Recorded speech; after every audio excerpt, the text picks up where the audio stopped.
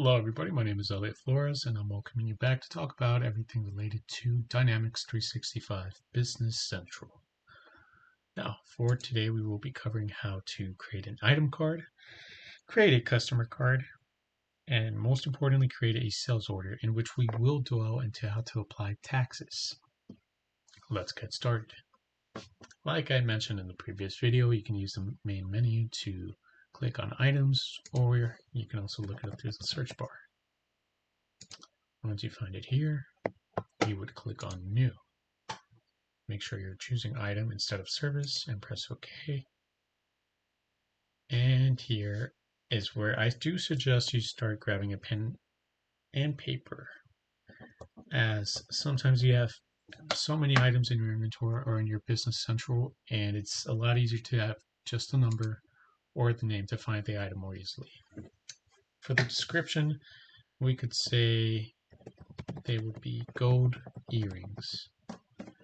Make sure to write that down too. Okay, once you have that ready, you'll be going down to cost and details. This is basically asking you how much did it cost you to acquire the item. For prices and sales, it's asking you how much you're selling the item for. And the profit is basically how much you're making. Pretty simple, right? From here, you'll go back up to inventory, go to quantity on hand, press on the three dots, and you'll be going to main warehouse, right under new inventory, where we'll say that we have 30 new gold earrings in our inventory. Now, I do suggest you only do this when you're barely starting to apply Dynamics 365 to your business, or if you're just using it for practice. It's better to do the good old method of doing sales and purchase orders and manually putting them in or taking them out of your inventory, just so you have a tracking method or a form to keep tabs on what's going in and out of your warehouses. Anyhow, once you're done, you'll press OK. You'll go right down to costs and posting, in which you'll find tax group code. Make sure it says taxable. Once that's done, you're basically done with your item card. You can always add a picture here. Everything else down here is something we'll cover in a future video.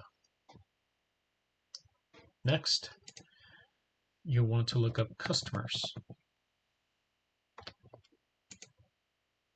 Once you're in the customers list, you should see all the automatically made ones, as well as any you have made it by yourself. Click on New. Click on Customer Person. And for the name, we could put something like Serena Flores. For the address, I suggest you go along with what I'll be doing here, just so you don't have any errors when trying to apply your taxes. 11731 McLean Boulevard, Houston. It shall be Houston. State will be Texas, and the zip code will be 77071. For the number, let's say it's 832-456-7890. Okay, for the email, let's say floresoreo@gmail.com. Sorry, it's just something random. Of course, when it comes to a real customer, you would be inputting real information. For the customer, it would be, for the contact, it would be Serena. Once that is ready, you would scroll down to invoicing. And right where it says tax liable, make sure that this is toggled on. If it is not, you cannot apply taxes. Tax registration number, of course, if you would have that, you would put it here. Next, you have to look at tax area code. Like we did up here, all this information that you're inputting for the customer, whenever you're creating a purchase or sales order, it'll automatically fill it in. And if you have the tax area code for that customer here, it will make it easier by having that just fill the purchase or sales order automatically. Now, Do remember that the customer lives in Houston, so we would make sure that their tax area would be Houston, Texas. In case your customer happens to be in a different state and you don't see that state here, you would click on New.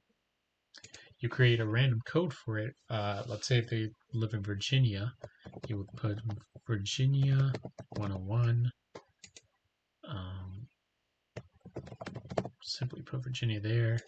Tax jurisdiction code, you would input a city from Virginia. It could be any single one. Doesn't matter if it's abbreviated or not. And you would then choose a description for it. In case you don't see it here, you would create your own. And tax jurisdiction is basically you can apply several different cities within Virginia, like Virginia City or Gold Hill, and input the taxes for those cities. Once you would click on Virginia, for example, any of the jurisdictions codes within the code Virginia would be applied to your item.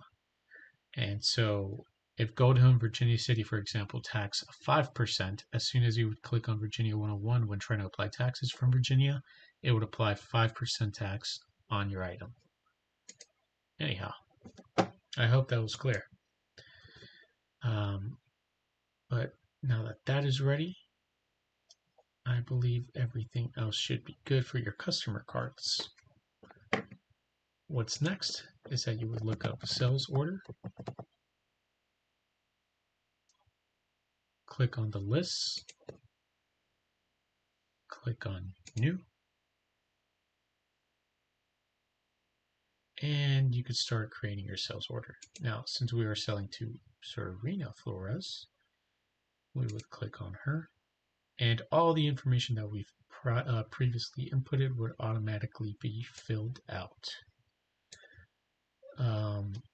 You'll be going down to lines where you'll basically choose the item. Remember, we created gold rings. In case you cannot find it immediately like I did, because this list is pretty long, you can always go to select from full list, go to the search bar, and either input the number that you wrote down or the description, and it should pop up. For example, you see how it pops up? Once you would click on it, you would press OK. Then you would scoot over to location code. Remember, we inputted about 30 of those earrings into our main warehouse. If you try to sell, for example, 10 and you chose another warehouse where we didn't make a change in our inventory, it would show you an error code saying you don't have any inventory in that location. So choose the main warehouse where we have 30 in our inventory, and we try to not surpass that quantity. Otherwise, we'd get an error by that too. You scoot over, see how we filled in that tax area code for our customer. It immediately inputted it in. Since we are selling 10 of those earrings and they each cost $300, we would have a total, excluding taxes, of $3,000. With the taxes that we included, it would be $3,705. Now, you see that we're getting a code here. It's because it's basically asking you to ship those items. And that would be basically grabbing the items from our warehouse. But anyhow, all you do next is the first thing you would be doing is creating a warehouse shipment, similar to how we created a warehouse receipt on our purchase order. And once you did that and made the correct adjustments in your warehouse, like we practiced in the previous video, you would then simply press post and ship an invoice, just so you can keep track of the item you just sold. Well, if you have any questions, feel free to comment them. I hope this was pretty self-explanatory. If I did lose you in any part, please let me know. If I need to be more detailed in certain parts or slower, And if you want to learn about anything else, please let me know and I'll create a video on it as fast as I can. Thank you very much for sticking through. I hope that today, as promised, you learn how to create an item card, a customer card, a sales order, and more importantly, how to apply taxes on your sales orders. Thank you and goodbye.